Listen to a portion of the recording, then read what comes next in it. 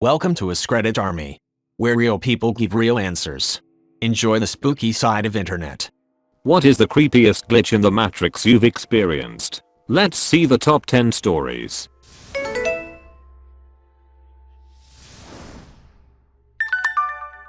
Number 10. My family has fake memories of me? When I was 14 or so, I went to sleep at my typical time and woke up 2 days later in the morning. I went downstairs, panicking, and asking if my family knew I had been sleeping for 2 days and what had happened. The question was ignored, and they told me to sit down and have some breakfast. Both my parents had fake memories of me spending those couple days with them, doing and saying things that never happened. My brother was the only one who expressed an interest in what happened, but his interest passed rather quickly, despite knowing the fact that parents had false memories. Number 9. I travel to an alternate reality. So, I have one nice suit. I have a total of 3 or so, but most of them are 6 to 10 years old, a few stains, and don't quite fit right anymore. I got a new one 2 years ago, and the thing fits me ducking great. I look sharp. After my dad's funeral, I took it to get it dry cleaned at the same dry cleaner I've been to for the last 15 years, a half a mile down the street from my house, but couldn't really remember picking it up. It wasn't on my mind, as I hadn't needed it for anything. About a year later, I had a funeral to go to, and I could not for the life of me find my ducking suit. I took every piece of clothing out of my closet, one by one. I meticulously scoured every surface in there, trying to find this suit, and it's nowhere to be found. I go check all of the other closets in my house, and the coat closet in the front hall. I mean, I tore this house apart. Checked my closet multiple times, ducking nothing. This suit is not in my house. I'm like, alright, maybe I just forgot to pick it up from the dry cleaner. Long shot, but I might as well go ask. So I head to the dry cleaner, and I ask, hey, long shot, as it would have been over a year ago, but is there any chance I might have left a suit here I forgot to pick up? She tells me that she can look up my name and phone number, and after receiving both, she tells me I've never been a customer there. I'm like, what do you mean I've never been a customer here? I know it's been a year or so, but this is literally the only dry cleaner I've ever been to. I live a half a mile down the street. I've been coming here since I moved here 15 years ago. My parents both came here. My sister comes here. There can't be no one in the system with my last name. I ask if owners or systems have changed recently, and she says no, that they've been the same for the last decade, and if I have ever been a customer here, it would be in the system. I give her my last name again, parents' numbers, etc., and nothing. No one in my family is listed as ever having dry cleaning done there before. At this point, she's looking at me like I'm insane, as I'm standing there trying to understand why and what the duck happened to my suit then. I leave and go home, ready to throw in the towel and pick something else to wear. I walk into my closet, and my suit is sitting right there, in the middle of the rack, in my closet, with a tag on it, from the dry cleaner, that just told me I had never been there. At the moment I am furious. I go back to the dry cleaner with the tag. It's like half an hour since I was there. But there is another person in the desk. He says he has been there all day, and no girl that I described ever worked there, and of course they remember me as a customer. I call it a glitch in the Matrix. My personal opinion is that I somehow transferred to an alternate reality. One with another person in that dry cleaners that I was never a customer to. Number 8. Did time stop for us? About a year ago, my mom and I were in the first parking space area of a small shopping mall. She was getting things ready for the store, and I was waiting. The space in front of us was parked a large white SUV. I can't explain why, but I had the urge to study the SUV when I usually don't even pay attention. The family that owned the SUV came out, and it was a father, infant in a carrier, and a little girl. The little girl stared at us the whole time her father was getting her in the car. She had this huge oversized bow in her hair and a side ponytail, and just kept staring. Even as they walked to the driver's side, she didn't take her eyes off of us. The father packed her up. My mom also stared at her. It was so strange. We went into the store right after the whole family was in the SUV. When we went to open the door, the same family came out. Add little girl, father, baby, and father was still holding shopping bags. My mom and I looked at each other in horror because it took him 5 minutes to pack his kids in that SUV. How could he get out and run into the store in the few seconds it took us to walk to the sidewalk in front of the store? We weren't the only ones who saw it. A worker from the food place next to the store saw it, and we all exchanged looks of horror. I have no idea what this was, but I can tell you that very few people have believed me and my mom. Number 7. I saw myself following me. This happened this morning, and I'm on mobile, so yeah, sorry. I had to wake up at 6:30 for my 8 a.m. class, which is only the next street over from my dorm library. I like to be there first, if not pretty early, so I left my dorm at 7:15.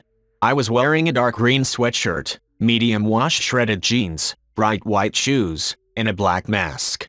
On my way to the class, I kept hearing someone calling my name, but they sounded really distant. I would turn around and there was no one outside because of how early it was, so no one to call for me. I continued to hear my name being called from far away, but no one was in sight. At this point, I got a little freaked, so I ran across the street and up the stairs to the library. I'm maybe on the 30th step of the 35-step stairs when I hear my name again, much louder than before, as if it was just at the bottom of the stairs. I turned back, and just off to the right, my left, at the bottom of the stairs is myself, wearing the exact outfit I am in. She started up on the first step, looked up, and we made eye contact. I got so horrified and I ran up the rest of the stairs and into the door. I calmed down after a minute of just sitting between the interior and exterior door. I looked back over the stairs through the window of the door and there was no one. What a duck. Number 6. The last goodbye. So not a lot of people believe me with this story, and I'm not much of a believer in anything that can't be proven to me. But here's my weird ass glitch story. I was about 13 to 14. I lived with my mom and dad, and I was in middle school at the time. I've never really had much of a relationship with my dad, as he's always gone for work or the bars cause of his drinking problem, never home, so it's always been just me and my mom. My mom's side of the family all have drug issues and are heavy smokers. So my grandma, my mom's mom, had been diagnosed with COPD, but continued to smoke even afterward, and had a long downward spiral. Every day, after school, my mom would take me to visit her mom. It went from oxygen tank to nursing homes, to the hospital, and finally to in-home hospice. Every day after school, I'd see her with my mom, and it was always so depressing to see my mom watch her own mother's demise, and see the pain it put her through, as if being a middle schooler isn't depressing enough. So anyway, my grandma had a stroke at one point, which put her in the hospital, and she had gotten to where she couldn't talk, but only groan, which was disturbing to see her only talk in groans. After a few days, this is when she went to hospice, where she was in an induced coma in her home along with my 2 uncles, 2 aunts, a nurse, and my mom, and me. She was in the coma for about a week. This is where shit gets seriously weird. One night on a school night for me, my mom went to go stay at my grandma's house along with my 2 uncles and 2 aunts, and left me at home. I felt really alone, grim, depressed, and just overall ugly. I called my mom before I went to sleep because I couldn't stop thinking about all of it. I hated the pain. So anyway, I fell asleep as per usual, planning on waking up and taking the bus to school. Fell asleep at 10 to 11ish, and I remember having this dream, like out of nowhere. This silhouette of an old woman was down this hallway I was looking at, and it had an aura around her. And then I remember physically like feeling this heavy ducking pressure and energy in my chest, causing me to groan and yell in my bed, which woke me up. I continued to moan and yell because of this weird energy in my chest, and looked and saw the same silhouette in the corner of my room. I immediately thought of my grandma for some reason. I rubbed my eyes, and it was gone. This was at 3 a.m. I'll never forget the time, and so I called my mom until she answered because she was sleeping. I immediately asked, "Hey, is grandma okay?" And my mom said she was fine, don't worry, just go back to sleep, so I can go to school. I said okay, and not even a minute later, got a call back from her. Apparently, my uncle walks in the room a few seconds after my mom got off the phone to give her the news that my grandma passed. I've never been one to believe in any god or spiritual like things, so this was insane to me. I took it as a goodbye from my grandma before she moved on, as her and I were close. Craziest thing I've ever experienced. Number 5. The strange man in my porch. My parents were both working, so I was left alone in the house from an early age. One afternoon, I saw a stranger sitting on our porch. I was scared shitless, but did not tell my parents. But since it happened the next day, and the day after, I decided to tell them everything. This man has glasses, wearing a button-down shirt, and dress slacks. Gave as much detail as I could, and my mom goes down to the basement. She comes back with a single photo, and shows it to me. It's exactly who I described. Same man, same chair. The man is my great-grandfather. He died in 1777. I was born in 1991. Number 4. Long time no see pal. Visited my hometown after 15 years. Went directly to my childhood friend's home. It was locked. I thought he was out or something, but as soon as I turned, he was standing right behind me. We hugged, bro time ensued. He asked me to come inside after he unlocked the door. His house was spooky. Things were broken, furniture was covered, and dusty. I said, "What's up with this shit?" He told me he didn't have time for it as he was busy. I didn't care really. Just wanted to catch up on all this shit from our childhood. Talked about everything from childhood to adulthood. After a few hours, I told him I'd be going to my cousin's home to stay the night. He insisted that I stay the night, but I didn't really want to spend the night in the house, as it was too spooky. So, he told me to come back here tomorrow, and I said definitely I will. Bid him goodbye. Went to my cousin's house. Lovely couple with 2 kids. At dinner, I told them about my friend and his house. They looked at me with terror and disbelief. My cousin said something like, "Don't duck with us," and I was surprised as to why he would say that. They told me that the friend had died in a car accident 10 years ago. His parents and family had moved somewhere else, and the house has been locked since. I have no idea what the duck had happened. I was shitting bricks. To this day, I don't know if it was a dream or reality. But, still, I'm just glad that my friend, or ghost, or my imagination, caught up with me. Number 3.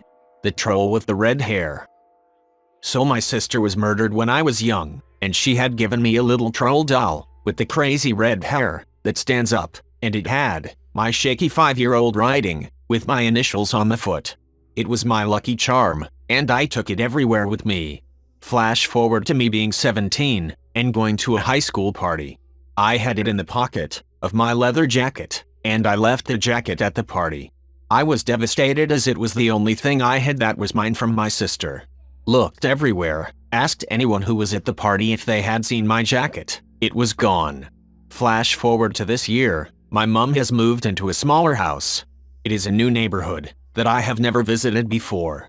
I went to see it for the first time and help with the move-in. Imagine it. It is an empty house, no furniture, no beds. We were going to sleep at a motel and start moving things the next day. No nothing. Just an empty house. The floor was wooden, and as I was walking around the house, I noticed the part of the wood that was a little off, like it could be removed. So I removed the small plank, about 1 foot length and 3-inch wide, and my troll doll was there, with the writing on the foot. The one I lost 8 years before at a party. Number 2. Schrodinger's cats. The craziest thing I've experienced like this is from when I was a kid, maybe 10 to 12 years old. I know it's dangerous to post this on Reddit of all places, but I am definitely not a cat person. I never have been. But I remember as a child having 2. A gray striped cat that my little brother named Feathers. Why? I don't know. He was like 2 at the time, and a calico named CJ, Calamity Jane, that my grandmother gave me. I remember several small details about them. I remember the day my brother decided to name the gray cat, because I remember laughing with my parents and wondering why on earth he felt Feathers was a fitting name for a cat. Apparently, in toddler logic, the cat had fur that was soft, like feathers, hence the name. Also, I remember, CJ had a maroon litter box, you know, the quintessential 90s maroon, that we kept in our guest bathroom. After we rehomed her, I remember seeing the old litter box on our carport for several months afterward. I don't know of any reason, why I make up little details like that, but apparently I did. About a year ago, I was with my boyfriend, and we were speaking with my parents on speakerphone. I don't remember the conversation, but I mentioned the cats, and my parents both acted like they had no clue what I was talking about. I recalled some details about the cats, and now it's a big inside joke with us, that every time I make an outrageous claim, that it's just like my imaginary cat Feathers, who apparently didn't exist. It's weird that I remember it so clearly, and apparently none of it ever happened. Number 1. I became a background character for another person's glitch. This technically happened last night, but I was just starting a graveyard shift, and am only now getting it all down. I work at a gas station chain with only numbers in its name. We're just outside of a large chunk of suburbs, none of that middle of nowhere, like we aren't exactly near any other businesses, but we are rarely completely dead for hours at a time. It was just past midnight, and with everything going on in the US right now, not a lot of things other than gas stations and bars are open at night anymore, so it was a slower evening. I was the only one in the store, and a car pulled up to one of the 2 double-sided pumps out front. Pretty standard white Ford or. I'm not great with car brands, but it was a little nicer, like upper middle class, and probably only a few years old. A woman gets out and starts walking towards her door like she's in a daze. Legit, this woman looked like she saw a ghost. She wanders up, sort of freezes at the door for a second with a 1,000-yard stare before opening it and coming in.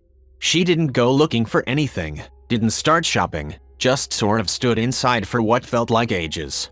Again, bars are still open, so I think maybe she's a little drunk, or had a rough night, or something, so I give the usual welcome to gas station, let me know if you need any help finding anything, and she finally notices me, and immediately asks me the weirdest damn question I have ever been asked on the job.